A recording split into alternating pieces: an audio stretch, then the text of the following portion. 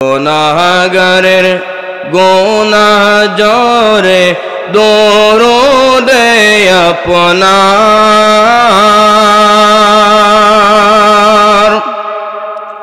দয়া করে তরাইয়েন, দয়া করে তরাইয়েন উম্মত গুনাহগার নবীজি।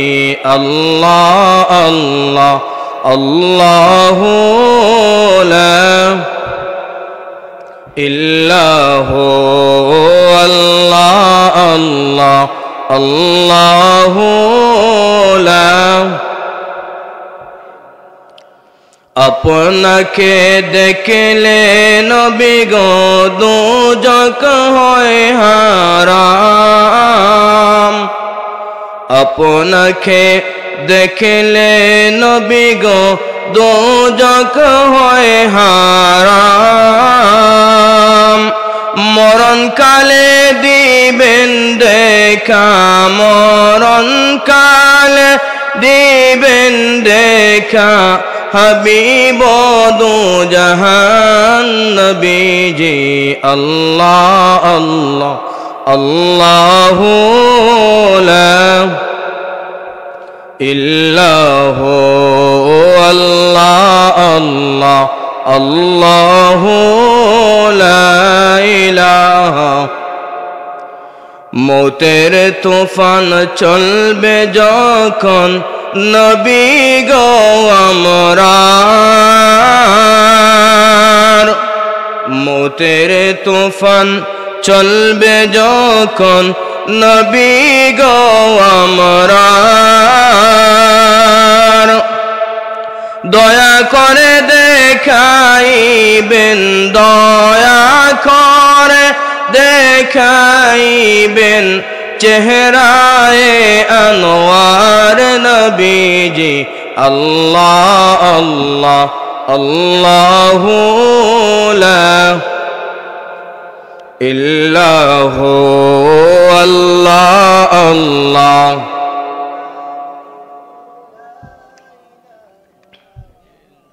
লা ইলাহা ইল্লাল্লাহু মুহাম্মাদুর রাসূলুল্লাহ সাল্লাল্লাহু আলাইহি ওয়াসাল্লাম। ঐতিহ্যবাহী হযরত লয়ে মুন্সি রহমতুল্লাহ আলাইহি ও শেখ জামাল মুহাম্মদ টঙ্গীবাড়ির সকল মুর্দেগানের ইসালে সওয়া উপলক্ষে আজকের মাহফিলের সম্মানিত সভাপতি হাজী মোহাম্মদ ফখরুদ্দিন হলিমপুর খালপাড়ি, আজকের মাহফিলের সম্মানিত প্রধান অতিথি যিনি আমার পূর্বে অত্যন্ত তথ্যবহুল চমৎকারভাবে কথা বলেছেন, রইসুল কুরআ মুফাসসিরিন আল মুহাদ্দিসিন শামসুল উলামা আল্লামা সাহেবুল্লাহ রহমতুল্লাহ আলাইহি সুযোগ্য সন্তান হযরত মাওলানা হাফিজ ফখরুদ্দিন সাহেব বারাকাল্লাহু ফি হায়াতি। আজকের মাহফিলের উপস্থিত থাকবেন প্রধান আকর্ষণ বিশিষ্ট ইসলামী চিন্তাবিদ হযরত মাওলানা হাফিজ আবু হানিফ আনোয়ারি সাহেব সহ আজকের মাহফিলের অতিথিবৃন্দ। যে মহান আল্লাহ সুবহানাহু ওয়া তাআলা আজকের এই জান্নাতি পরিবেশে যিনি অত্যন্ত দয়া মেহেরবান করে আজকের মাহফিলে আসার বসার তৌফিক ভিক্ষা দান করেছেন, এজন্য আমরা সকলে উচ্চ আওয়াজে সমবেত কণ্ঠে পড়ছি আলহামদুলিল্লাহ। অসংখ্য অগণিত দুরূদ ও সালাম পেশ করছি আল্লাহর সৃষ্টি প্রধান আকর্ষণ, বিশ্ব মানবতার মুক্তির দূত, সকল নবীদের শিরতাজ, সৈয়দুল মুরসালিন, ইমামুল মুরসালিন, ইমামুল আম্বিয়া, নূরুল হুদা, বদরুদ্দুজা, নূরুন আলা নূর, সৈয়দুনা নবিয়ুনা হাবিবুনা মৌলানা মুহাম্মদ সাল্লাল্লাহু আলাইহি সাল্লামের প্রতি। সম্মানিত সুধী, আমি আপনাদের সম্মুখে মহাগ্রন্থ আল কুরআনুল কারীমের সূরাতুল মুমিনুন থেকে প্রথম অংশের কয়েকটি আয়াত তিলাওয়াত করেছি। আমি এই আয়াতের আলোকে কিছু সময় আলোচনা করার চেষ্টা করব, যদি মহান আল্লাহ সুবহানাহু ওয়া তাআলা আমাকে তৌফিক ভিক্ষা দান করেন। আমি মহান রবের দরবার থেকে তৌফিক চেয়ে নিচ্ছি। ওমা তৌফিকি ইল্লা বিল্লাহ আলাইহি তাওয়াক্কালতু ইলাইহি উনীব। আমরা সকলে পড়ি আমিন। আপনারা সকলে কেমন আছেন? আলহামদুলিল্লাহ। আজকের এই মাহফিল একজন ওলির স্মরণে মাহফিল করা হচ্ছে, মর্দেগানের স্মরণে। অবশ্যই নিঃসন্দেহে একটি পবিত্রময় মাহফিল। আল্লাহর ওলিদের যে পরিশ্রম, তাদের যে কষ্ট আমাদের বাংলাদেশিদের জন্য, এটা অত্যন্ত স্মরণীয় একটি বিষয়। কারণ এই বাংলাদেশের মধ্যে কোনো নবী আসেন নাই, কোনো সাহাবায়ে কেরাম আসেন নাই, কেবলমাত্র শুধুমাত্র আল্লাহর ওলিদের মাধ্যমে আমরা মুসলমান হয়েছি। কথা বলেন ঠিক কিনা? কাজেই তাদেরকে অনুসরণ করা, তাদেরকে স্মরণ করা, তাদের প্রতি ইহসান করা, তাদেরকে আমাদের মনের গভীর থেকে ভালোবাসা, এটা আমাদের ইমানি দায়িত্ব। কারণ তাদেরকে ভুলে যাওয়া মানে ইসলামের অস্তিত্বকে ভুলে যাওয়া। সুতরাং ইসলামের অস্তিত্ব যেখানে, সেখানে আল্লাহর ওলিগণ। এজন্য তাদেরকে আমরা ভুলতে চাই না। আমাদের মনের গভীর থেকে শ্রদ্ধা আর ভালোবাসা সারা জীবন থাকবে কি থাকবে না? অবশ্যই থাকবে।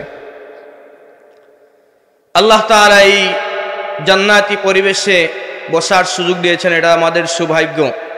দুঃখজনক বিষয় হলো এখনো অনেক মানুষ আসে নাই। সত্যিকার যাদের কপাল পোড়া, তারা আসতেও পারবে না, চাইলেও পারবে না। কারণ এমন পরিবেশে বসা, এটা কেবলমাত্র আল্লাহর দয়া থাকতে হয়। আল্লাহর দয়া ছাড়া এমন পরিবেশে বসার কোনো সুযোগ নেই। অনেক মানুষ আছে, কোনো কাজ নাই, এখনো বাড়িতে ঘুমিয়ে আছে, ফ্রি, সম্পূর্ণ ফ্রি। এরপরেও আসতে পারবে না, কারণ আল্লাহ তাআলা যদি তাকে তৌফিক না দান করেন। আমাদেরকে আল্লাহ যে দয়া করেছেন, এজন্য আমরা আবারও শুকর জ্ঞাপন করছি, আলহামদুলিল্লাহ। আমি আপনাদের সম্মুখে মহাগ্রন্থ আল কুরআনুল কারীমের সূরাতুল মুমিনুন থেকে ভূমিকায় সময় নষ্ট না করে আমার মৌলিক আলোচনায় চলে যাচ্ছি। আল্লাহ রাব্বুল আলামিন বলেন, قد أفلح المؤمنون الذين هم في صلاتهم خاشعون। আমার আল্লাহ ডাক দিয়ে বলেন, অবশ্যই মুমিনগণ সফল কাম। কারণ মুমিন বান্দারা সবসময় আল্লাহর গুণগান করে। এই পৃথিবীর মধ্যে যত মানুষ এসেছে, প্রত্যেকে সফল কাম হতে চায়। কথা বলেন ঠিক কিনা? যে ভার্সিটিতে পড়ে তার সফল কাম হতে চায়, ভালো একজন শিক্ষক হতে চায়। আবার যে কাজ করে, যদি সে কাঠ মিস্ত্রি করে, সেও চিন্তা করে আমাকে সফল কাম হতে হবে। অর্থাৎ যত মানুষ, সফল কাম ছাড়া কোনো মানুষ নাই। প্রত্যেক মানুষে চায় আমি সফল হতে চাই। এটা প্রত্যেক মানুষের আশঙ্কা যে আমি সফল হব। আপনি যে স্তরে কাজ করছেন, যে ভূমিকায় আছেন, এই স্তরে আপনি চেষ্টা করবেন আপনার সফলতা কিভাবে আসবে। সফলতা প্রত্যেক মানুষের চাওয়া, প্রত্যেক মানুষের কামনা। কিন্তু সফলতা চূড়ান্ত পর্যায়ে পৌঁছতে হলে আপনাকে কিছু দায়িত্ব আদায় করতে হবে। ছাত্ররা যদি তার শিক্ষকের সিলেবাস অনুযায়ী সে লেখাপড়া করে সারা বছর, তাহলে ভালো একটা রেজাল্ট পাওয়ার আশঙ্কা আছে না নাই? আছে। কিন্তু শিক্ষক বলছেন ডানে যা, সে যাচ্ছে বামে, সফল হবে কখনো না, সফল হওয়ার কোনো সুযোগ নাই। কারণ একটি ডিসিপ্লিন আছে, একটা নিয়মাবর্ততে আছে। আপনি সফল কাম হতে চান, আপনাকে বাধ্যতামূলক সিলেবাস অনুযায়ী চলতেই হবে। আমার আল্লাহ রাব্বুল আলামিন এই পৃথিবীর মধ্যে আল্লাহ যত মানুষদেরকে সৃষ্টি করেছেন, প্রত্যেক মানুষকে সফলতার জন্য, প্রত্যেক মানুষের সফলতার জন্য আল্লাহ একটা সিলেবাস দিয়েছেন। এই সিলেবাস হচ্ছে সূরাতুল মুমিনুন। বলেন সুবহানাল্লাহ। এজন্য আল্লাহ বলেন, قد أفلح المؤمنون। অবশ্যই মুমিনগণ সফল কাম। মুমিনগণ কেন সফল কাম, তার বর্ণনা আল্লাহ বিস্তারিত দিচ্ছেন। এই সূরার মধ্যে আল্লাহ রাব্বুল আলামিন মুমিনদের ব্যাপারে 7টা গুণের কথা বর্ণনা করেছেন। আর প্রথম গুণ হচ্ছে মুমিন হওয়া, এটাও একটা গুণ। এই গুণ ধরলে হবে 8টা গুণ। কিন্তু এই 7টি গুণ যাদের ভিতরে নাই তারা কখনো সফল কাম হবে না, সফল কাম হওয়ার সুযোগ নাই। যারা সফল কাম হতে চাও বান্দা, এই 7টা কাজ যারা করতে পারবে তারা সফল কাম হয়ে যাবে। আমার আল্লাহ ডাক দিয়ে বলেন, قد أفلح المؤمنون,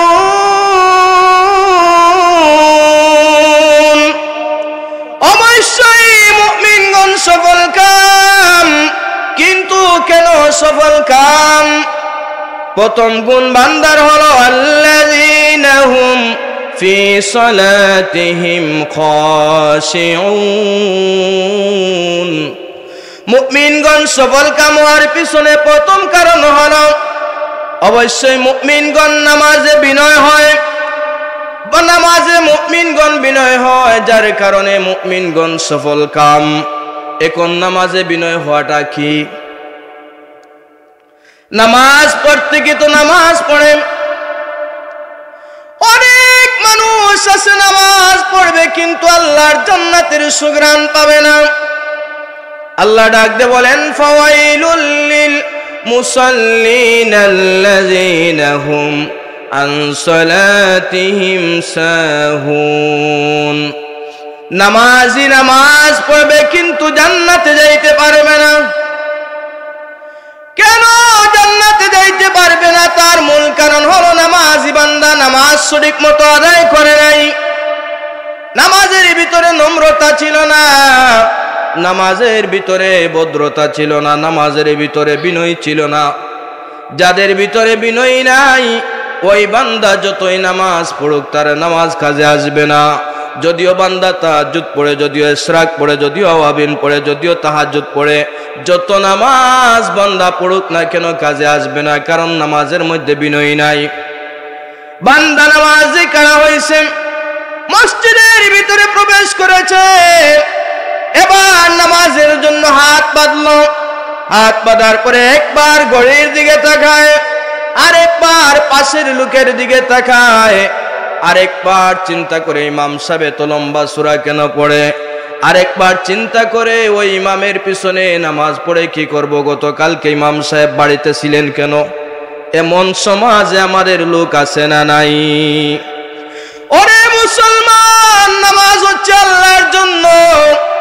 ওই নামাজ যখন আপনি পড়বেন, নামাজের মধ্যে প্রথম কাজ বিনয়ী হওয়া। যেই নামাজের মধ্যে বিনয় নাই ওই নামাজ আল্লাহর দরবারে কবুল হবে না। কারণ হলো আল্লাহ ডাক দিয়ে বলেন, বান্দারে এই পৃথিবীর দিকে তাকা, পৃথিবীর দিকে তাকাইলে নামাজের সাথে সাদৃশ্য কর, দেখবে সবকিছু পেয়ে যাবে। এবার বলেন, ছোটবেলা থাকতে আমাদেরকে যখন শিক্ষকেরা পড়া পারতাম না তখন খান দৌড়াইতো কি দৌড়াইতো না? আবার চোরদেরকে যখন ধরে 2টা হাত বেঁধে ফেলে, আবার পুলিশ যখন আসামি ধরে তখন 2টা হাত বেঁধে ফেলে। এই দৃশ্যগুলো একটু নামাজের সাথে মিলাইয়া নেন, দেখবেন নামাজটা আসলে কি। প্রথমত খান ধরলাম, তার মানে শিক্ষকের সামনে এই কথা বললাম, হুজুর ভুল করেছি যার জন্য কান ধরলাম। আরেকজনের সাথে ঝগড়া করলাম তার জন্য কান ধরলাম। চোরকে তেমন ভাবে চোরকে কান ধরানো হয়। চোরকে কেন কান ধরানো হয়? কারণ সে ভুল করছে, আরেকজনের বাড়িতে চুরি করতে আসছে, মাল নিতে আসছে, জন্য ভুল করছে, কান ধরায়। ঠিক তেমনি করেন ওই চোরের ইতিহাস, ছোটবেলায় ছাত্র থাকার ইতিহাস যদি নামাজের সাথে সাদৃশ্য করেন তাহলে দেখবেন নামাজের মধ্যে আমরা সর্বপ্রথম কান ধরি। কানের বরাবর যখন হাত নেই, এই কথার মানে হলো আল্লাহ জীবনে যত ভুল করেছি সবগুলো আপনার সামনে সমর্থন করলাম, সবগুলো আপনার সাথে সমর্পণ করলাম। আল্লাহ কান ধরলাম, আমি এবার ছোট হয়ে গেলাম। আবার যখন কান ধরা শেষ তখনই হাত বাঁধলাম, তখন আল্লাহকে বুঝাইলাম, আল্লাহ জীবনে যত কাজ করেছি আজকে চোরের মতো তোমার কাছে আসামির বেশে তোমার কাছে তোমার কাঠগড়ায় দাঁড়াইছি। আল্লাহ জীবনে যত কিছু করেছি তুমি মাফ করে দাও। এবার 3 নাম্বার কাজ হলো, প্রথমে আল্লাহর সামনে আমরা দাঁড়াইলাম, কান ধরলাম। এরপরে বান্দা আবার 2টা হাত পেতে ফেলে বুঝা, আল্লাহ জীবনে যত কিছু করেছে আজকে তোমার কাছে আমি আসামি। 3 নাম্বার হলো, আমরা যখন রুকুতে যাই তখন দেখবেন মাথাটা একটু নিচের দিকে নেই, একটু মাথা তার ঝুঁকি পূর্ণ করে। কারণ হলো যখন দুনিয়ার কোনো মানুষের সামনে যায় দেখবেন অন্যান্য দেশের সরকারের সামনে গেলে মাথাটা বান্দা নত করে যে তার মানে সম্মান দেওয়া হয়। ওই সময় আমরা রুকুতে গিয়ে আল্লাহকে বুঝাইলাম, আল্লাহ যা করেছি নামাজের ভিতরে আমাদের অহংকার, আমাদের অনেক গৌরব, আমরা অনেক সময় অনেক চিন্তা করি, অহংকার করি, গৌরব করি। আল্লাহ আজকে যেই মাথাটা একমাত্র তুমি বানাইছো, আমাকে তুমি দিয়েছো, আল্লাহ ওই মাথাটা তোমার সামনে আজকে নয়া দিলাম, তোমার সাথে ঝুঁকিত করলাম, তোমার সামনে আজকে আমি মাথা নত করে দিলাম। 4 নাম্বার কাজ হলো, আল্লাহ ওই মাথা নতে আমরা সন্তুষ্ট নই, পরিপূর্ণ হয় নাই। তোমাকে সম্মান দিতে হলে দুনিয়ার কোন সরকারের মতো তো সম্মান দিলে হবে না।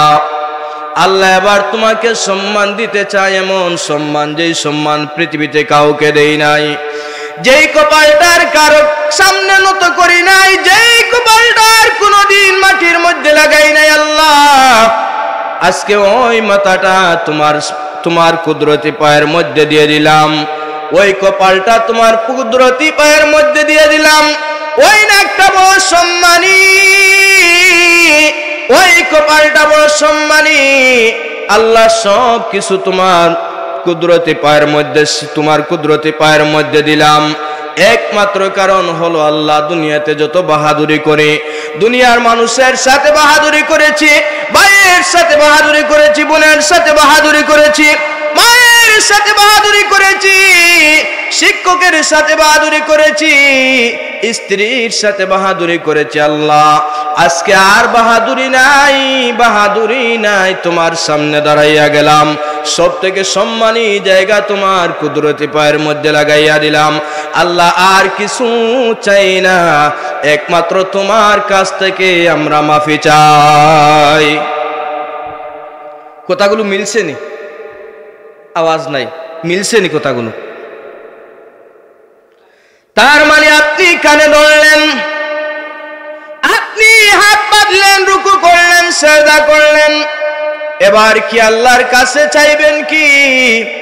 আল্লাহর কাছে হাত বেঁধে আমরা বললাম, আলহামদুলিল্লাহি রাব্বিল আলামিন আর রহমানির রহিম মালিক ইয়াউমিদ্দিন ইয়াকা না'বুদু ওয়া ইয়াকা নাস্তাঈন ইহদিনাস সিরাতাল মুস্তাকিম সিরাতাল লাযীনা আন'আমতা আলাইহিম গায়রিল মাগদুবি আলাইহিম ওয়ালাদ-দাল্লিন। আমরা আল্লাহর কাছে চাইলাম আলহামদুলিল্লাহ রাব্বিল আলামিন, আল্লাহ একমাত্র আমরা তোমার প্রশংসা করি। কেন বান্দা প্রশংসা করো? আর রহমানির রহিম, আল্লাহ আপনি হচ্ছেন পরম দয়ালু, পরম দয়ালু, এজন্য আমরা প্রশংসা করি। মালিক ইয়াউমিদ্দিন, আল্লাহ প্রশংসা জন্য করি। হাসরের কঠিন ময়দানের মালিক তুমি, কারণ সেই দিন দুনিয়ার কেউ মালিক হবে না। সেই দিন দুনিয়ার মধ্যে যত বাদশাহ, যত সরকার, যত প্রেসিডেন্ট সবাই চুপ হয়ে যাবে। আল্লাহ সেই দিন একমাত্র তুমি মালিক, যার কারণে আমরা সাক্ষ্য দিলাম হাসর দিনের মালিক তুমি। ইয়াকা না'বুদু ওয়া ইয়াকা নাস্তাঈন, আল্লাহ একমাত্র তোমার গোলামি করি আর তোমার কাছে সাহায্য চাই। আমরা আল্লাহর প্রশংসা করলাম, প্রশংসা করার পাশাপাশি আল্লাহর কাছে চাইলাম, আল্লাহ তোমার যেহেতু গোলামি করলাম তোমার কাছে সাহায্য চাইব। চেয়ারম্যানের গোলামি করলেন, চেয়ারম্যান এক রোজ আপনাকে টাকা দিয়ে রাখলো, কিন্তু আপনি মেম্বারের কাছে টাকা চাইছেন, মেম্বার দিবে তো? দিবেনি মেম্বার। কাজ করলেন চেয়ারম্যানের, চাইছেন মেম্বারের কাছে, ওই মেম্বার যেমনি দিতে পারে না। আপনি নামাজ পড়বেন আল্লাহর জন্য, আল্লাহর জন্য যখন নামাজ পড়বেন তখন বলবেন ইয়াকা না'বুদু, আল্লাহ তোমার গোলামি করি, ওয়া ইয়াকা নাস্তাঈন, আর কারো কাছে চাই না, একমাত্র তোমার কাছে সাহায্য চাই। তাহলে আল্লাহর কাছে সাহায্য চাইলাম। এবার আল্লাহ ডাক দিয়ে বলেন, বান্দারে কি সাহায্য চাও? ইহদিনাস সিরাতাল মুস্তাকিম, আল্লাহ তোমার কাছে সাহায্য চাই, তুমি আমাদেরকে সঠিক রাস্তা দেখাও। এতদিন ভুল রাস্তায় চলাফেরা করেছে, আর ভুল রাস্তায় চলাফেরা করতে চাই না। আল্লাহ এবার সঠিক রাস্তা দেখাও, আমরা সঠিক রাস্তায় চলতে চাই। ওই সঠিক রাস্তাটা কি? ইহদিনাস সিরাতাল মুস্তাকিম সিরাতাল্লাযিনা আন'আমতা আলাইহিম গায়রিল মাগদুবি আলাইহিম ওয়ালাদ-দাল্লিন।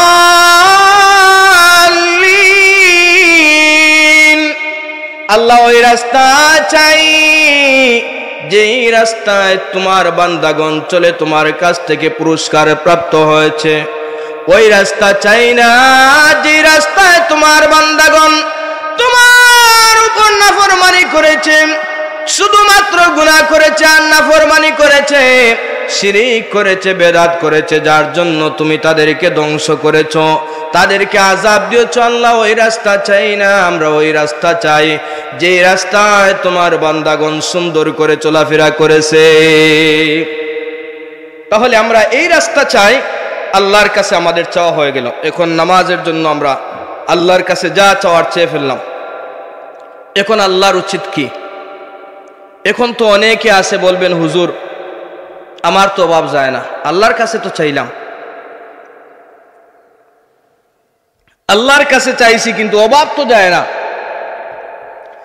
আল্লাহর কাছে আপনি 5 ওয়াক্ত নামাজ পড়ি, অথচ আল্লাহর নবী রাহমাতুল লিল আলামিন শুধু 5 ওয়াক্ত নামাজ পড়েন নাই, নবীজি 5 ওয়াক্ত নামাজের পাশাপাশি তাহাজ্জুদের নামাজ প্রতিদিন পড়তেন।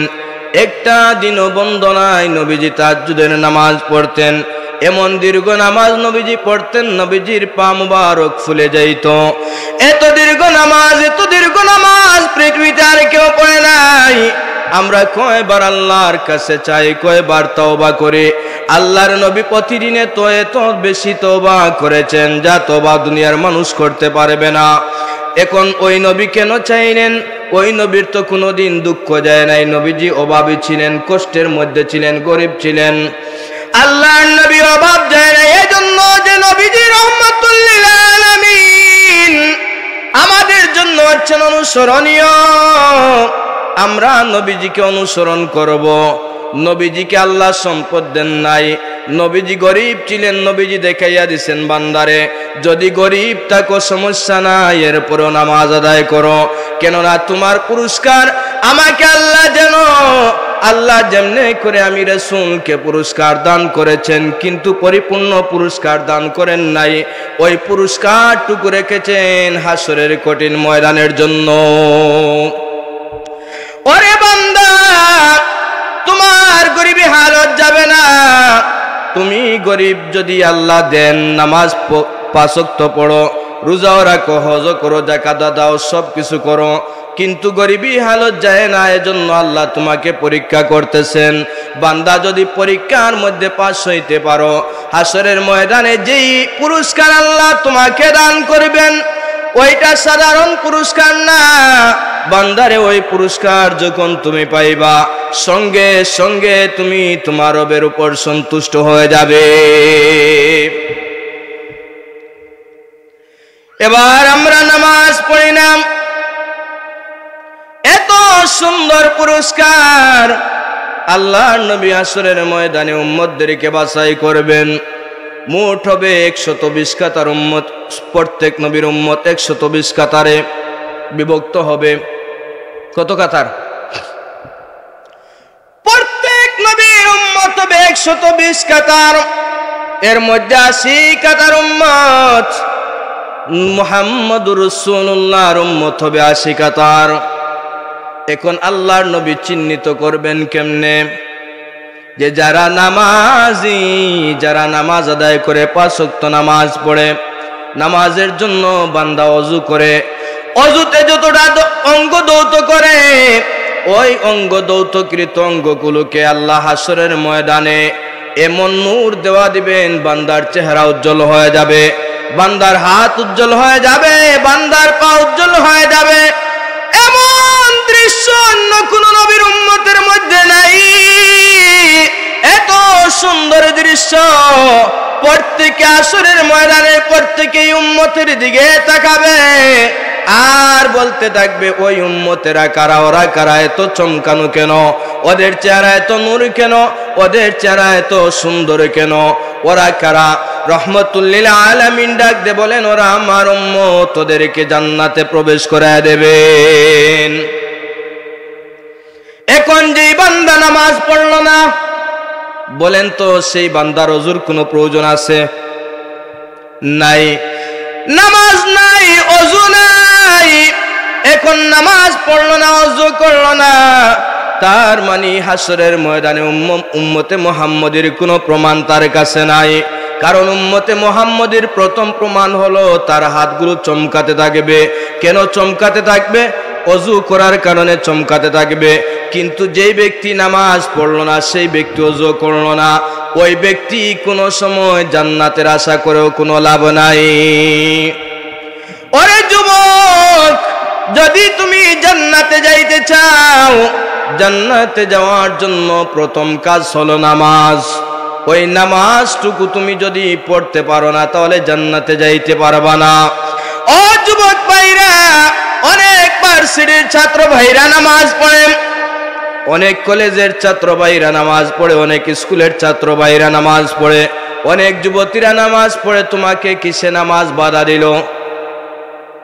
তোমাকে কিসে নামাজ বাধা দিল? তোমার মতো আরেক ভাই ভার্সিটিতে পড়ে, কিন্তু সে আমার নামাজের সুযোগ পায়, তুমি কেন নামাজের সুযোগ পাও নাই? মনে রাখতে হবে, তোমার ইমানে কোনো কামিল হয় নাই। এখন তোমার ইমান কামিল করতে যদি চাও বান্দা, নামাজ পড়ো, কারণ নামাজ ছাড়া কোনো গতি নাই। মুমিন বান্দা যদি হতে হয়, জান্নাতি বান্দা যদি হতে হয়, প্রথম গুণ বান্দার নামাজ। ওই নামাজ যাদের ভিতরে আছে তারা মুমিন, যাদের ভিতরে নাই তারা মুমিন হতে পারবে না। আর যারা মুমিন হতে পারবে না, তারা জান্নাতে যাইতে পারবে না। আমরা এমন নামাজি, একবার ডান দিকে তাকাই, আর একবার বাম দিকে তাকাই, আবার অনেকে তাড়াহুড়া করি, 2 মিনিটে 4 রাকাত নামাজ শেষ হয়ে যায়। এমন মুসল্লির সংখ্যা এখন কম না বেশি? এমন নামাজি 2 মিনিটের ভিতরে 4 রাকাত শেষ করে দেন। ইমাম সাহেব 2 রাকাত নামাজ পড়তে মুসল্লিদের 6 রাকাত নামাজ শেষ হয়ে যায়। এমন মুসল্লি যারা আছে, বিনয়ী বান্দা না, তারা জাহান্নামে যাবে। আপনি যদি বিনয়ী বান্দা হতে চান, প্রথমত রুকুর সেজদা ধীরে ধীরে করবেন, কারণ যে বান্দার রুকু সেজদা ভালো, সেই বান্দার জীবন ভালো। যেই বান্দার রুকু সেজদা ভালো নাই, সেই বান্দার জীবন ভালো নাই। আপনি যত শান্তি মনে নামাজ পড়বেন, জীবনটা তত শান্তি। শান্তি মনে নামাজ পড়লে জীবন শান্তি হয়। কেমনে শান্তি হয়? তখন বান্দার শরীরের মধ্যে আর কোনো গুনাহ থাকে না। আল্লাহর নবী সাহাবায়ে কেরামদেরকে প্রশ্ন করলেন, সাহাবীরা বলো তো, যদি তোমাদের ঘরের সামনে একটা পুকুর থাকে, ওই পুকুরের মধ্যে যদি প্রতিদিন 5 বার করে গোসল করো, তাহলে শরীরের মধ্যে কি কোনো ময়লা থাকবে? সাহাবায়ে কেরামরা বললেন, ইয়া রাসূলুল্লাহ, একবার তো গোসল করলে ময়লা থাকে না, 5 ওয়াক্ত গোসল করলে তো ইঞ্চি পরিমাণও থাকবে না। রহমতুল লিল আলামিন নবী ডাক দিয়ে বললেন, উম্মতেরা রে, ওই নামাজ যদি কোনো বান্দা প্রতিদিন 5 ওয়াক্ত 5 বার করে পড়ে, খোদার কসম তার শরীরের মধ্যে সামান্য ময়লা থাকবে না। যারা রুকু তাড়াতাড়ি করে, সিজদা তাড়াতাড়ি করে, সূরা যখন পড়ে, কোরআনের আয়াত যখন পড়ে হরফের উচ্চারণ করে না, ওই বান্দাগুলো নামাজ হবে না। কেন না নামাজ হবে না? কারণ তার ওই নামাজের মধ্যে চুরি আছে। নবীজি বলেন, দুনিয়ার মধ্যে চোরকে তোমরা কি জানো? সাহাবায়ে কেরামদেরকে প্রশ্ন করলেন, ও আমার সাহাবীরা, দুনিয়ার মধ্যে চোরকে তোমরা কি চিনো? সাহাবায়ে কেরাম বললেন, ইয়া রাসূলুল্লাহ, ইয়া হাবিবাল্লাহ, যারা অন্যের সম্পদগুলো চুরি করে তারাই তো চোর। নবীজি বললেন, না না, ওইটা চোর না। দুনিয়ার মধ্যে সবথেকে বড় চোর হইল যারা নামাজের মধ্যে ফাঁকি দেয়, যারা রুকু সুন্দর করে করে না, যারা সিজদা সুন্দর করে করে না, যারা কোরআনের আয়াত সুন্দর করে পড়ে না, এরাই হচ্ছে নামাজ চোর, এরাই হচ্ছে নামাজ চোর। হাসরের কঠিন ময়দানে ওই বান্দাগুলো চোরের মতো উঠবে। নাউযুবিল্লাহ। নামাজ চোর হইতে চান? নামাজ পড়লেন আবার চোর হইলেন, ওই নামাজের কোনো প্রয়োজন আছে? এই নামাজের কোনো প্রয়োজন নাই। দুনিয়ার সব জায়গায় আপনার সময় বেশি, বন্ধুর সাথে আড্ডা দিতেছেন, তাড়া নাই, ভাত খাইতেছেন, তাড়া নাই, গোসল করতেছেন, সেখানেও তাড়া নাই, বাজারের মধ্যে বসেছেন, সেখানেও তাড়া নাই। কিন্তু মসজিদে যাওয়ার পরে তো তারা ইমাম সাহেব লম্বা করে কেন, সিজদা লম্বা কেন, রুকু লম্বা কেন, আয়াত লম্বা কেন, ধীরে ধীরে কেন পড়লেন, এমন প্রশ্ন যদি তোমার ভিতরে থাকে মুসলমান, মনে রাখবা তুমি এখনো কামিল মুসলমান হতে পারো নাই। কারণ দুনিয়ার তোমার সব জায়গায় সময় আছে, নামাজে আসলা সেখানে তোমার সময় নাই, তুমি কিসের মুসলমান? সম্মানিত সুধী ভাইরা, আমার বিষয়টা নামাজ না, আমার বিষয় হলো সূরাতুল মুমিনুন থেকে আমি আয়াত করা সূরাতুল মুমিনুনের মুমিনদের গুণগান করা। আল্লাহ তাআলা প্রথম গুণ নামাজীদেরকে বললেন, প্রথম গুণ যারা মুমিন হয়, মুমিনদের প্রথম গুণ হলো নামাজ, তারা নামাজ বিনয়ের সাথে নামাজ আদায় করে। 2 নাম্বার গুণ আল্লাহ রাব্বুল আলামিন বলেন, ওয়াল্লাযীনা হুম আনিল লাগwi মুরিদুন।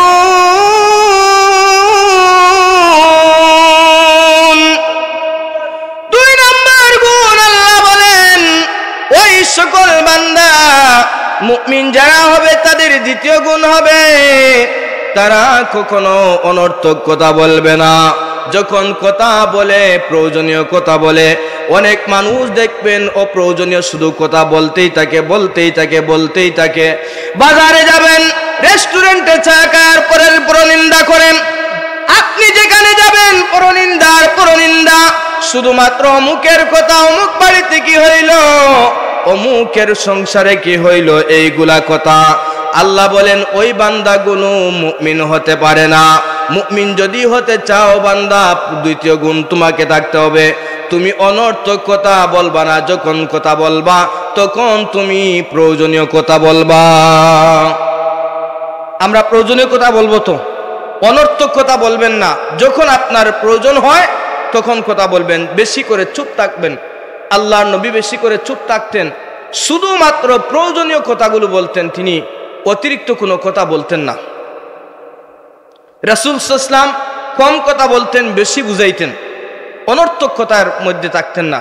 সাহাবায়ে কেরামরা অনর্থক কথা বলবেন এই আশঙ্কায় তারা বাজারে পর্যন্ত যান নাই। সুবহানাল্লাহ। এজন্য বাজার হচ্ছে শয়তানের জায়গা। নবীজি সাল্লাল্লাহু আলাইহি ওয়াসাল্লাম বিনা দরকারে বাজারে যাইতে নিষেধ করেছেন, কারণ ওই বাজারে যারা যায় বেশিরভাগ অনর্থক কথা বলে, কোনো প্রয়োজনীয় কথা না। বান্দার 3 নাম্বার গুণ হলো আল্লাহ বলেন ওয়াল্লাযীনা হুম লিয-যাকাতি ফাঈলুন। বান্দার যখন টাকা যদি নেশাব পরিমাণ হয়, সম্পদ যদি নেশাব পরিমাণ হয়, বান্দা যাকাত আদায় করবে, বলেন সুবহানাল্লাহ। বান্দার যদি নেশাব পরিমাণ সম্পদ হয়, বান্দা যাকাত আদায় করবে। আমাদের দেশে অনেক মানুষ আছে যাকাত আদায় করে না, এই বয়ে যাকাত আদায় করে না, তাদের সম্পদ কমে যাবে। না না, সম্পদ কমবে না, ওই সম্পদের মধ্যে রিজিক বাড়াইয়া দিবেন, ওই সম্পদের মধ্যে বারাকা দান করে দিবেন আমার আল্লাহ। এজন্য যারা সম্পদশালী যাকাত আদায় করবেন, একটা ফরজিয়াত। যারা যাকাত আদায় করবে না, যদিও সম্পদের মালিক, টাকার মালিক, পয়সার মালিক, এরপরেও হাসরের ময়দানে ওরা জাহান্নামে যাবে। কারণ গরিবদের বিচার হবে 50,000 বছর আগে, কিন্তু যারা সম্পদশালী, টাকা পয়সার মালিক, তাদের 50,000 বছর পরে বিচার হবে। তার কারণ হলো ওই গরিবরা এত বেশি আল্লাহর কাছে সম্পদের হিসাব দিতে হবে না, প্রতিদিন কাজ করছে, ওই কাজ অনুযায়ী তার পরিবারের মধ্যে খরচা করছে। কিন্তু যারা সম্পদশালী, তারা কোন পথে আয় করেছে, কোন পথে ব্যয় করেছে, জবাব দিতে পারবে না। আর যারা জবাব দিতে পারবে না, তারা জাহান্নামের মধ্যে চলে যাবে। কারণ আল্লাহর ফরজ যাদের ভিতরে থাকে না, তারা জাহান্নামে। এজন্য যাদের টাকা আছে, পয়সা আছে, যাকাত আদায় করবেন, এটা মুমিনদের 3য় গুণ। আমাদের বাংলাদেশে যদি প্রত্যেক সম্পদশালীরা একমাত্র যাকাত আদায় করত, তাহলে এই দেশের মধ্যে একজন গরিব থাকতো না। কথা বলেন ঠিক কিনা? ওই চোরের দলেরা বাংলাদেশের টাকাগুলো অন্য দেশে পাচার করে, কিন্তু এই বাংলাদেশের মানুষদেরকে দেয় না, যাকাত আদায় করে না। তাহলে যারা যাকাত আদায় করবে না, তারা প্রকৃত মুমিন হতে পারবে না। 4 নাম্বার গুণ আল্লাহ বলেন ওয়াল্লাযীনা হুম লিফুরুজিহিম ইউহাফিজুন ওয়াল্লাযীনা হুম লিফুরুজিহিম হাফিজুন। বান্দার 4 নাম্বার গুণ হলো তারা যে লজ্জাস্থানের হেফাজত করবে। বর্তমান সময়ে লজ্জাস্থানের হেফাজত খুবই কম মানুষের কাছে আছে। বেশিরভাগ মানুষ জিনা ব্যভিচারের মধ্যে লিপ্ত আছে না নাই? বর্তমান সময়ে বেশিরভাগ মানুষ জিনা ব্যভিচারের মধ্যে আছে, লজ্জাস্থানের হেফাজত নাই। আল্লাহ বলেন বান্দা, যদি তুমি মুমিন হতে চাও, যদি প্রকৃত মুসলমান হতে চাও, তাহলে লজ্জাস্থানের হেফাজত করো, তাহলে তুমি প্রকৃত মুমিন হইতে পারবা। ওই লজ্জাস্থানের হেফাজত করলে কি লাভ? আল্লাহর নবী বলেন আন সাহল ইবনে সাদ রাদিয়াল্লাহু তাআলা আনহু قال قال بيننا نحن عند رسول الله صلى الله عليه وسلم من يضمن لي ما بين لحييه وما بين رجليه اضمن له الجنة رواه البخاري।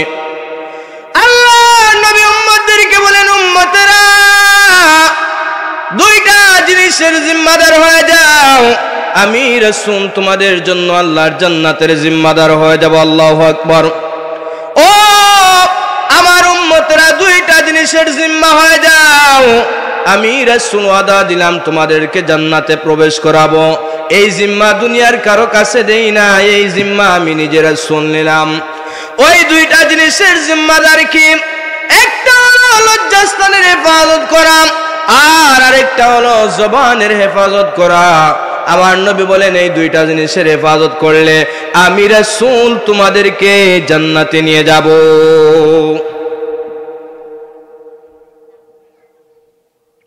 লজ্জাস্থানের হেফাজত যারা করবে, তারা আল্লাহর নবীর সাথে জান্নাতে থাকবে। আর 2 নাম্বার হলো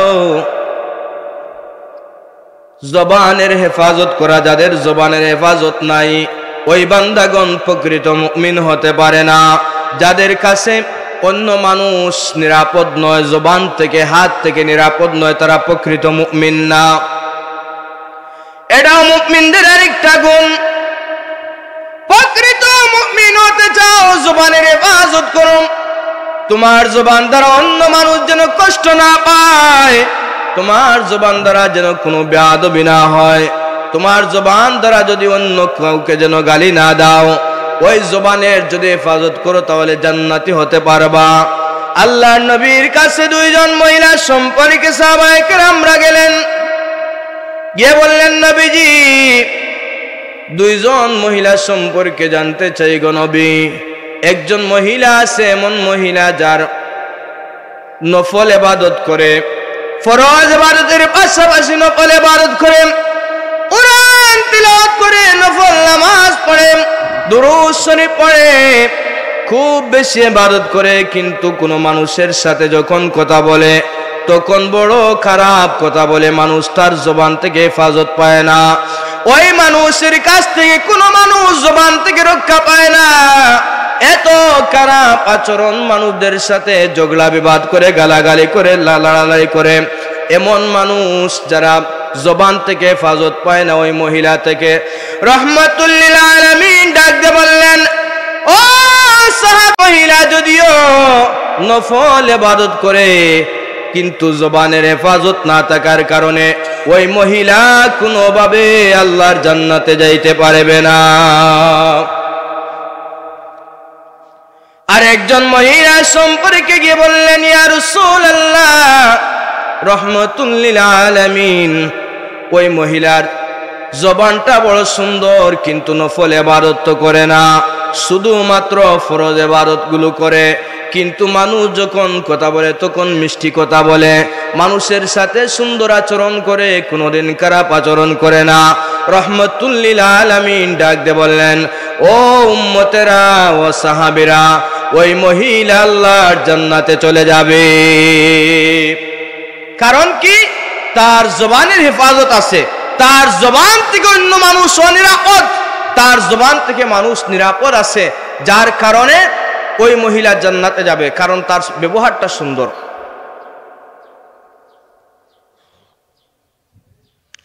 তাহলে জবানের হেফাজত করতে হবে, এটা 4 নম্বর গুণ। 5 নম্বর গুণ, এবার ওই 4 নম্বর গুণের দিকে একটু লক্ষ্য রাখবেন, যেন 4 নম্বর গুণের ক্ষেত্রে আমাদের কোনো সমস্যা না হয়। জবানের হেফাজত করবেন, মানুষের সাথে যখন দেখা হবে সালাম দিবেন, মানুষের সাথে সুন্দর করে কথা বলবেন, এমন কথা বলবে না যে কথায় মানুষ কষ্ট পায়। যদি এইরকম বলতে পারো, মুসলমান জান্নাতি হয়ে যাবে, মুমিন হতে পারবে। 5 নম্বর গুণ, আল্লাহ রাব্বুল আলামিন বলেন, ইল্লা আলা আজওয়াজিহিম আও মা মালাকাত আইমানুহুম ফাইন্নাহুম গায়রু মালুমিন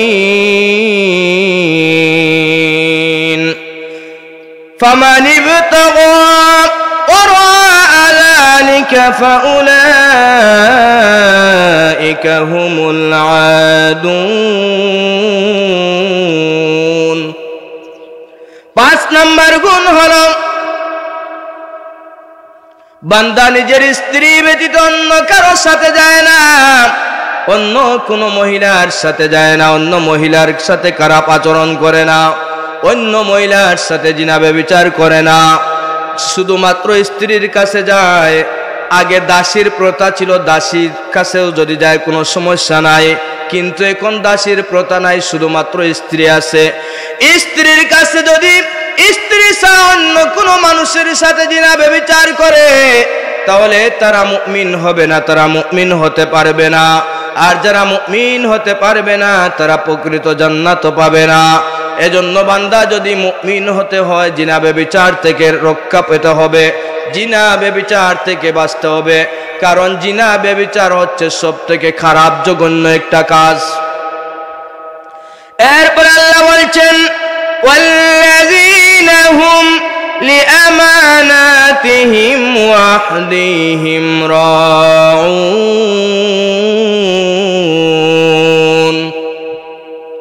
যাদের কাছে আমানত থাকবে, আমানতের রক্ষা করবে, আমানতের খেয়ানত করবে না। আর যারা প্রতিশ্রুতি দিবে, প্রতিশ্রুতি ভঙ্গ করবে না, এরা হচ্ছে মুমিন, এরা হচ্ছে মুমিন, এরা হচ্ছে মুমিন। এখন কয়জনের কাছে আমানত থাকে?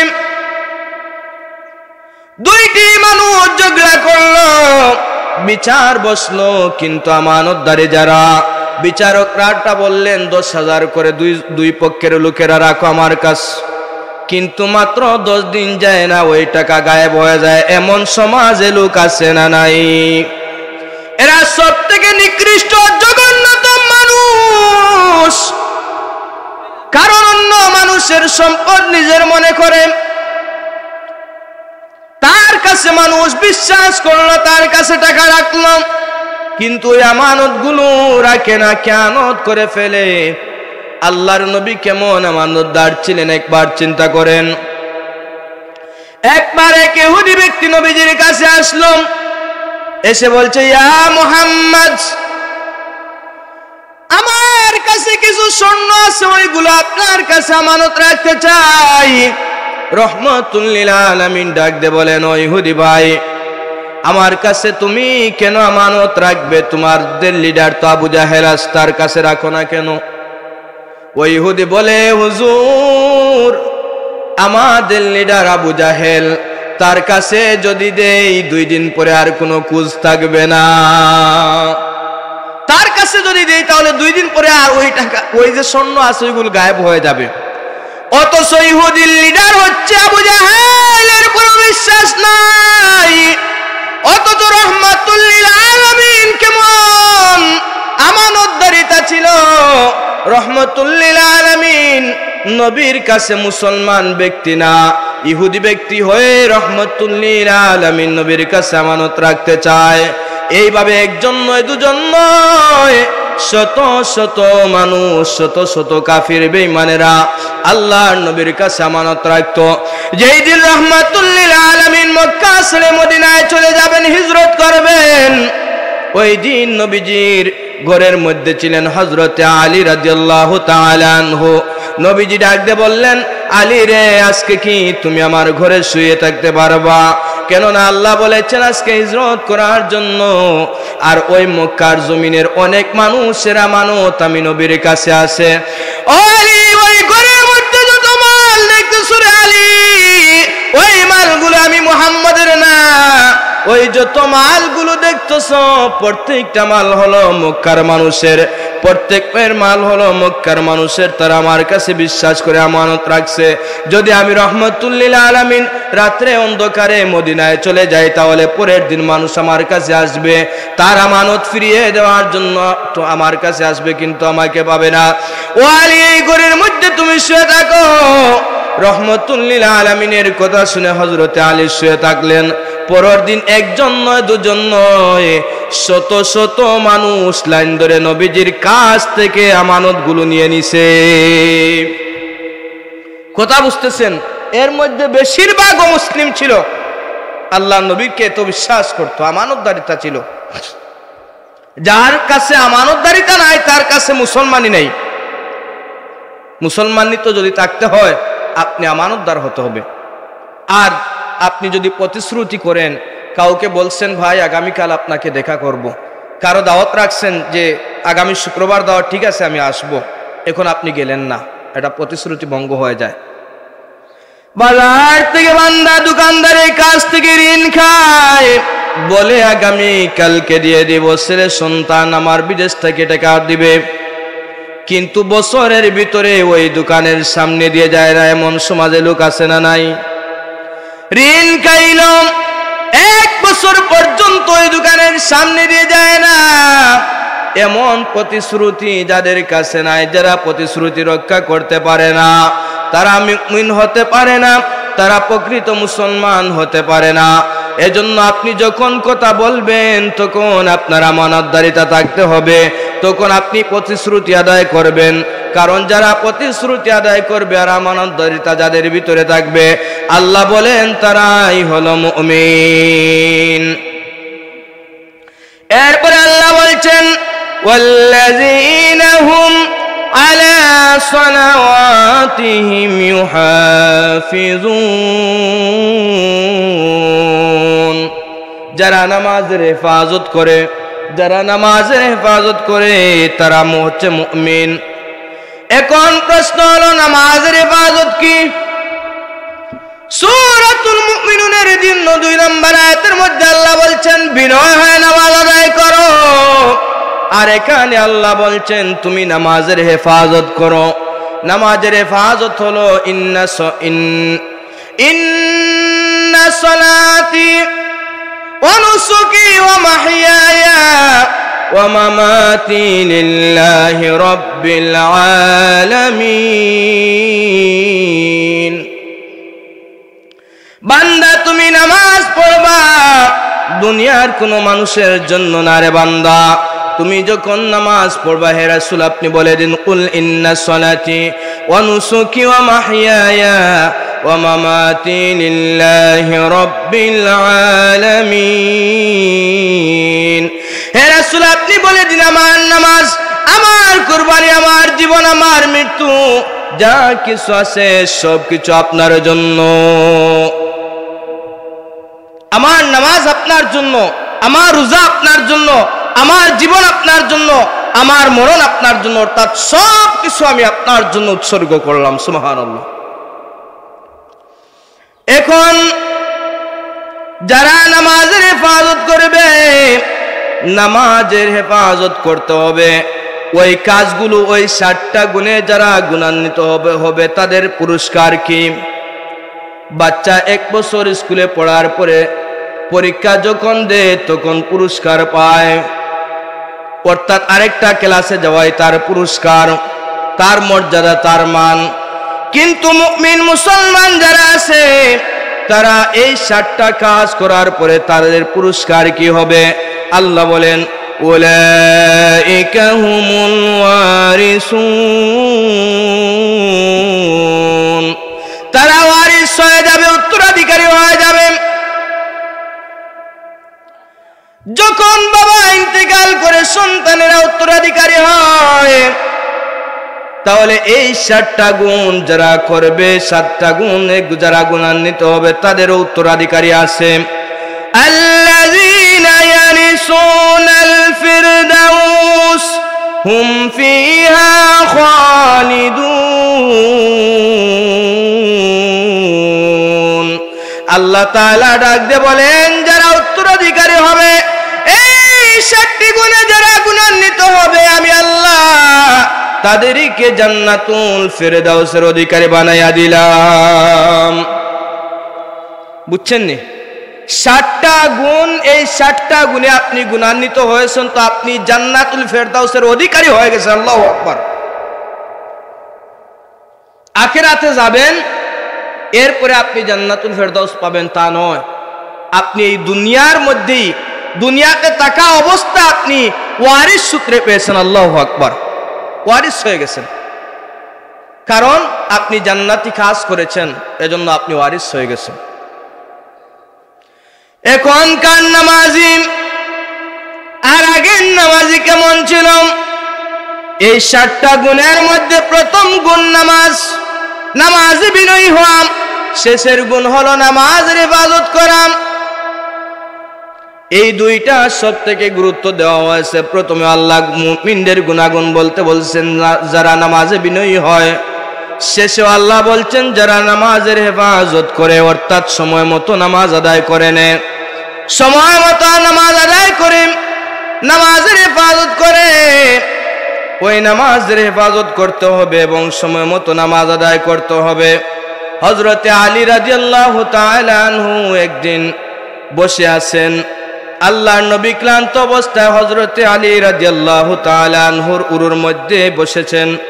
উরুর মধ্যে আল্লাহর নবী মাথা লাগাইয়া একটু সময় বিশ্রাম নিলেন।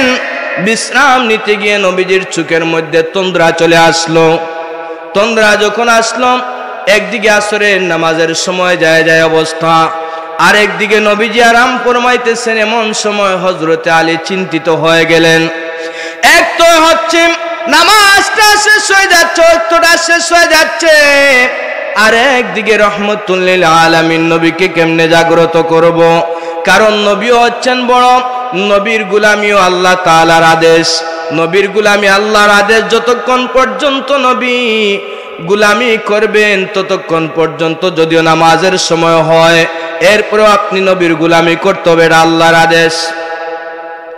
এখন চিন্তা করতেছেন হযরত আলী, তিনি ভাবলেন আমার জীবনে একটা ওয়াক্ত নামাজ কাজা হয় নাই, আমি জীবনে একটা ওয়াক্ত নামাজ কাজা করি নাই, কিন্তু আজকে আমার দ্বারা নামাজ কাজা হবে তা মেনে নিতে পারবো না। একদিকে রহমতুল লিল আলামিন কেমনে জাগ্রত করব যদি নবী নারাজ হয়ে যান? এই চিন্তা নবীজি, এই চিন্তা হযরত আলীর। চিন্তা করতে করতে এক পর্যায়ে হযরতে আলীর চোখ মোবারক থেকে এক ফোঁটা পানি আল্লাহর নবীর গাল মোবারকে পড়ে গেল। নবীজি সঙ্গে সঙ্গে জাগ্রত হইয়া বলতেছেন, আলী রে, ও আলী, তোমার কি হয়েছে আলী? তোমার চোখের মধ্যে কেন পানি? তুমি কান্নাকাটি করো কেন রে আলী? হযরতে আলী জবাব দেন, ইয়া রাসূলুল্লাহ, ইয়া হাবিবাল্লাহ, রাহমাতুল লিল আলামিন, জীবনে কোনদিন একটা ওয়াক্ত নামাজ আমার কাজা হয় নাই গো নবী। এখন সূর্য আড়ালে পড়ছে, ওয়াক্ত চলে গেছে, আপনাকেও জাগ্রত করে নাই। রহমতুল লিল আলামিন বলেন, আলী রে, তুমি নামাজ চলে গেছে তো কি হয়েছে? কাজার তো ব্যবস্থা আছে, তুমি কাজা পড়ে নাও। হযরতে আলী জবাব দেন, ইয়া রাসূলুল্লাহ, আমি তো দুনিয়ার কোন মানুষের গোলামি করি নাই, সাধারণ কোন মানুষের গোলামি করি নাই, আমি রহমতুল লিল আলামিনের খেদমতের মধ্যে ছিলাম। এই মুহূর্তে আমি আসরের নামাজ পড়তে চাই, আমি কাজা পড়তে পারবো না, কেননা আমার জীবনে আমি কাজা করি নাই, আজকেও আমি কাজা পড়তে পারবো না। রহমতুল লিল আলামিন, আমি কাজা পড়তে পারবো না, আমি নামাজের ওয়াক্তে নামাজ পড়তে চাই। সঙ্গে সঙ্গে রহমতুল লিল আলামিন হাত উত্তোলন করে দোয়া করলেন, আল্লাহ, তোমার আলী তোমার নবী এবং তোমার খেদমত করতেছিল, তোমার নবী এবং তোমার ইবাদত করতেছিল, আল্লাহ, আমার ওই পাগল আলী কাজা করতে চায় না, সে কাজা করতে চায় না।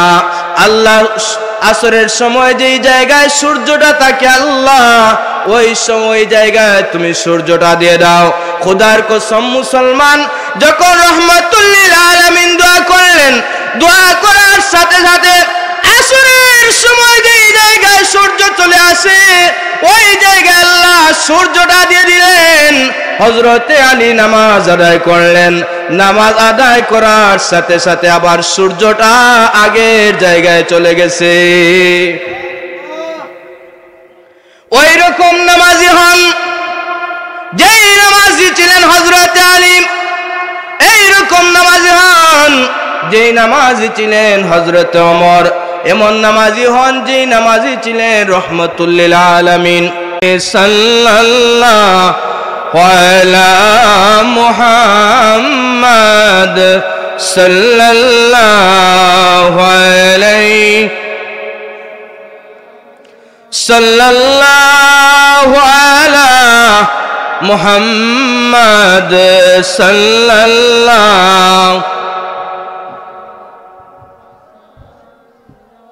সম্মানিত সুধী, আমরা নামাজটা পড়তে চাই না, এত সহজ একটা কাজ, মুসলিম হিসাবে এর থেকে সহজ কাজ আর কিছুই নাই। এখানে সাহেবজাদা বলেছিলেন যে আমাদের ইচ্ছা থাকতে হবে, যদি ইচ্ছা থাকে তাহলে আল্লাহ তাআলা সহযোগিতা করেন। আমাদের শুধু ইচ্ছা পোষণ, আমাদের মন মানসিকতা ঠিক হয় না, যে নামাজের প্রতি আকর্ষণ আসে না। একদিন ইচ্ছার বিরুদ্ধে গিয়ে একটু যদি নামাজ পড়েন আর আল্লাহর কাছে এই বাসনা রাখবেন, আল্লাহ, আমরা চাই নামাজ পড়ার জন্য তৌফিক তুমি দাও। এমন ইচ্ছা যদি কোনো মানুষের থাকে, তাহলে তার জন্য আল্লাহ রাব্বুল আলামিন যথেষ্ট হয়ে যাবেন। সুবহানাল্লাহ। ওই বান্দার রাস্তা আল্লাহ এত প্রসিদ্ধ করে দিবেন, এত বিস্তৃত করে দিবেন, যে বান্দা নামাজ পড়তে তার আর কোনো কষ্ট লাগবে না, কিন্তু প্রাথমিক পর্যায়ে বান্দার একটু কষ্ট হবে।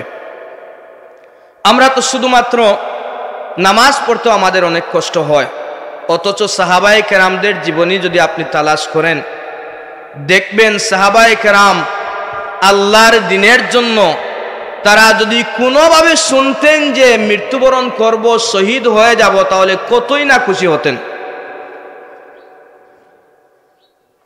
শুধু যদি জানতেন যে শহীদ হয়ে যাব, প্রথমত তো তারা দোয়া করতেন, শহীদি তামান্না এটা দিলে রাখতেন, আল্লাহর কাছে চাইতেন আল্লাহ শহীদি মৃত্যু দাও। আর আমরা আল্লাহর ভালোবাসায়, নবীর ভালোবাসায়, আল্লাহর ভয়ে আমরা নামাজটাও পড়তে পারি না। মুতার যুদ্ধে মাত্র 3000 সাহাবী, ওই 3000 সাহাবীর মধ্যে আল্লাহর নবী বলেন, সাহাবীরা কাফিরদের পক্ষে 1 লক্ষ, কিন্তু তোমাদের পক্ষে মাত্র 3000। ও সাহাবীরা, মুতার প্রান্তে গিয়ে তোমাদেরকে যুদ্ধ করতে হবে। রহমাতুল লিল আলামিন হযরত যায়েদ ইবনে হারিসাকে বললেন, ও যায়েদ ইবনে হারিসা, আমি তোমাকে সেনাপতির দায়িত্ব দিলাম। 2 নম্বরে ডাক দিলেন জাফর বিন আবু তালিবকে, জাফর বিন আবু তালিব আমার চাচাতো ভাই, তোমাকেও আমি দায়িত্ব দিলাম সেনাপতির। 3 নম্বর দায়িত্ব দিলাম ও সাহাবী আব্দুল্লাহ বিন রাওয়াহা, তোমাকেও আমি সেনাপতির দায়িত্ব দিলাম। যুদ্ধের ময়দানে গিয়ে তোমাকে সেনাপতি হতে হবে। একটা যুদ্ধের জন্য যেখানে একজন সেনাপতির প্রয়োজন, সেখানে আল্লাহর নবী 3 জন সেনাপতির দায়িত্ব দিলেন। এই 3 জন সাহাবীরা আর বুঝতে বাকি রইল না, একজনের জায়গায় আল্লাহ 3 জন দিচ্ছেন, তার মানে যুদ্ধের ময়দানে শহীদ হয়ে যাব। ওই সময় সাহাবায়ে কেরামদের চেহারা এত উজ্জ্বল, এত খুশি সাহাবায়ে কেরাম, যুদ্ধের ময়দানে শহীদ হব, যার কারণে নবীজি 3 জন সেনাপতি দিচ্ছেন। প্রথমে যায়েদ ইবনে হারিসাকে দিয়ে বলছেন, ও যায়েদ, সাহাবীরা যায়েদ ইবনে হারিসাকে প্রধান সেনাপতির দায়িত্ব দিলাম।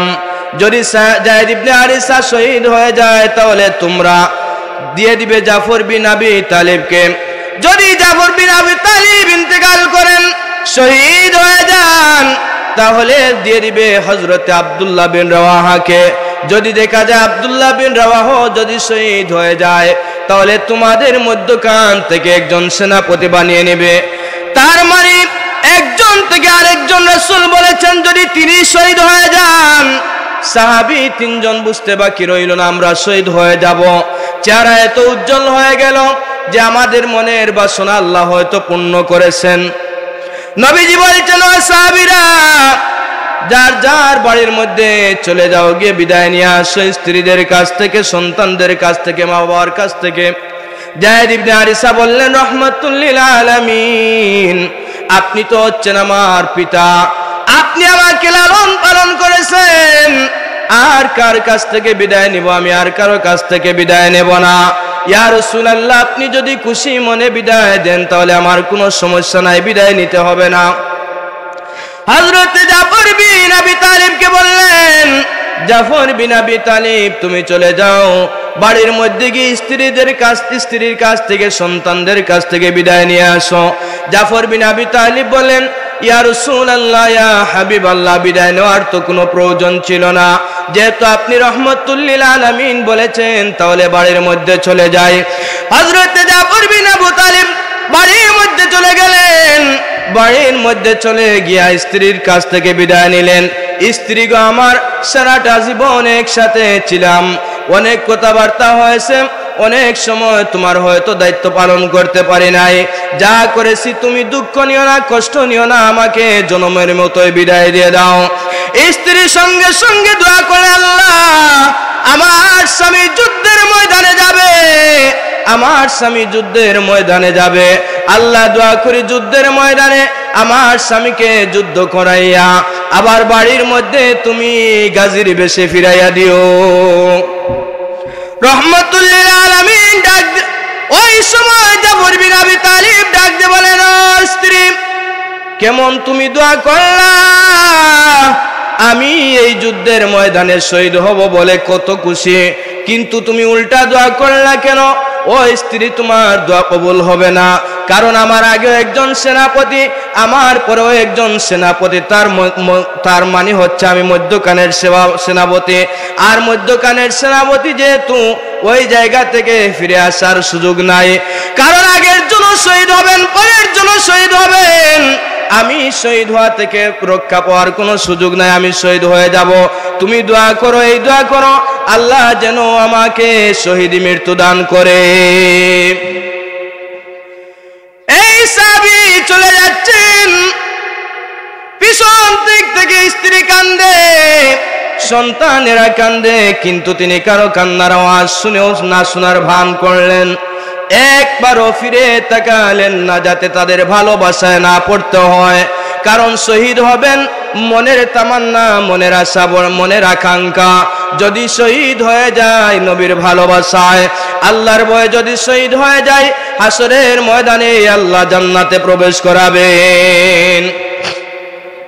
3 নম্বর সাহাবী আব্দুল্লাহ বিন রাওয়াহা বাড়ির মধ্যে চলে গেলেন। আব্দুল্লাহ বিন রাওয়াহা এই সাহাবীকে বললেন, স্ত্রী আজকে মাত্র ফুল সজ্জার রাত, অর্থাৎ একদিন আগে বিবাহ করছেন, বাসর রাত্রিতে বাড়িতে গিয়ে বলছেন, স্ত্রী আমার কোনো দায়িত্ব পালন করতে পারলাম না, তোমার দায়িত্ব, তোমার প্রতি কোনো দায়িত্ব পালন করতে পারলাম না, এমনকি তোমার চেহারাটা পর্যন্ত সুন্দর দেখতে পারি নাই, ও স্ত্রী তুমি দয়া করে আমাকে মাফ করে দিও, দয়া করে মাফ করে দিও।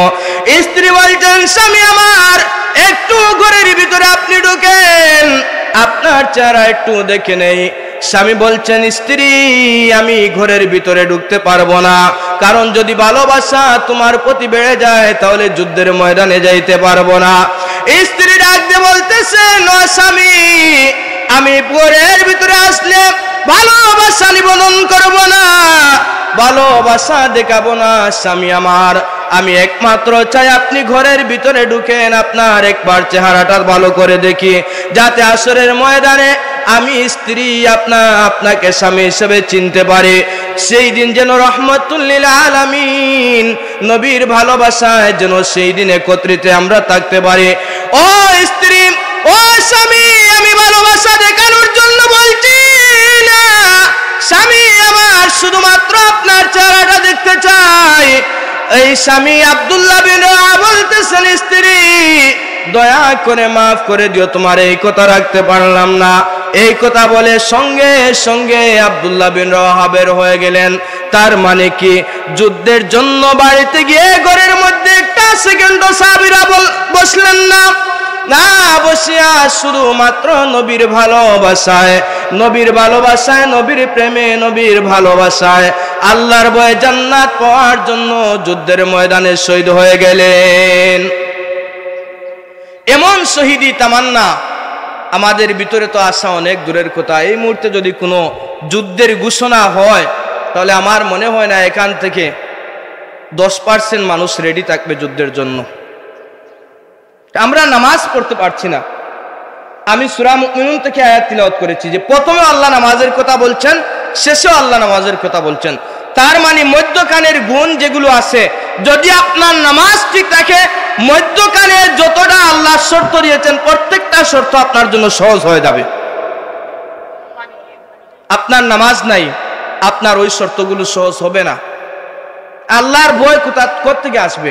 আল্লাহর ভয় আসতে হলে আগে নামাজ যখন বান্দা সিজদায় পড়ে যায় তখন তার রবের সাথে করতে হয়, তখন আল্লাহ তাআলা 7 আসমান 7 জমিনের সকল পর্দাকে আল্লাহ উত্তোলন করে দেন। তখন আল্লাহ এবং বান্দার মধ্যে কোনো হিজাববিহীন অবস্থায় আল্লাহ এবং বান্দার সাথে কথা হয়। বলেন আল্লাহু আকবার। আল্লাহ তাআলা আমাদেরকে নামাজি মুত্তাকি হওয়ার তৌফিক বিজ্ঞা দান করুন। আখির দাওয়ানা আলহামদুলিল্লাহি রাব্বিল আলামিন।